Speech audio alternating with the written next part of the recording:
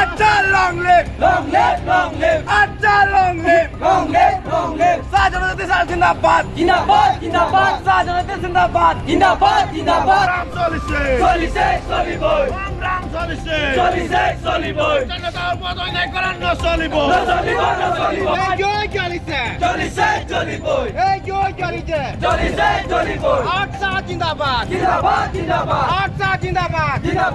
যোৱা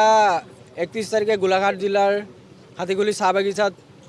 যি ঘটনা হৈছিল এই ঘটনাক আমি তীব্ৰ বিৰোধিতা কৰি আজি অসম চাহ জনজাতি ছাত্ৰ সন্থা সোণাৰী শাখা সমিতিৰ উদ্যোগত আৰু টিয়ক উপশাখাৰ সহযোগত আমি টিয়ক চাহ বাগিচাৰ প্ৰাংগণত আমি অনুষ্ঠিত কৰিছোঁ। আৰু যিহেতু আমি আজি এটা কথা আমি চৰকাৰক প্ৰশ্ন কৰিবৰ কাৰণে বাধ্য হৈছোঁ, যিহেতু তেওঁলোকে কৈ থাকে যে আমাৰ ভাৰতখন এখন গণতান্ত্ৰিক দেশ আৰু আমাৰ ক'ৰবাত নহ'লে ক'ৰবাত অনুমান হৈছে যে গণতান্ত্ৰিক দেশত গণতন্ত্ৰৰ যদি অধিকাৰ নাথাকে সেইখন দেশত গণতান্ত্ৰিক দেশ বুলি কোৱাৰ কোনো যোগ্য আছে জানো? আৰু তাৰ লগে লগে আমি এষাৰ কথা ক'ব বিচাৰিছোঁ, যিহেতু গণতন্ত্ৰত সকলোৰে অধিকাৰ আছে যে সকলোৰে অধিকাৰৰ কাৰণে মাত মাতিব যাওঁতে আৰু সেই মাত মাতিব যাওঁতে আটছা সন্মানীয় সাধাৰণ সম্পাদক তথা গোলাঘাট জিলাৰ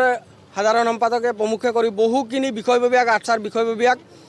অসম পুলিচে গুৰুলকৈ তেওঁলোকে প্ৰহাৰ কৰিছে। আৰু যিহেতু আমি আজিৰ এই কাৰ্যসূচীৰ জৰিয়তে আমি অসম চৰকাৰক সকীয়াই দিব বিচাৰিছোঁ, তেওঁলোকে যিহেতু যিসমূহ প্ৰতিশ্ৰুতি দিছিলে বৰ্তমানলৈকে তেওঁলোকে কোনো ধৰণৰ প্ৰতিশ্ৰুতিসমূহ পূৰণ কৰিব পৰা নাই। যিহেতু চাহ শ্ৰমিকসকলৰ চাহ শ্ৰমিকক একঠা মাটি তেওঁলোকে প্ৰদান কৰিব পৰা নাই, তাৰ বৰঞ্চ কিন্তু বণিক গোষ্ঠীসকলক তেওঁলোকে 50 বিঘাৰ পৰা 100 বিঘা মাটি তেওঁলোকে গতাব ধৰিছে। আমি এই কথাষাৰ সোণাৰী শাখা সমিতিয়ে তীব্ৰ বিৰোধিতা কৰিছোঁ।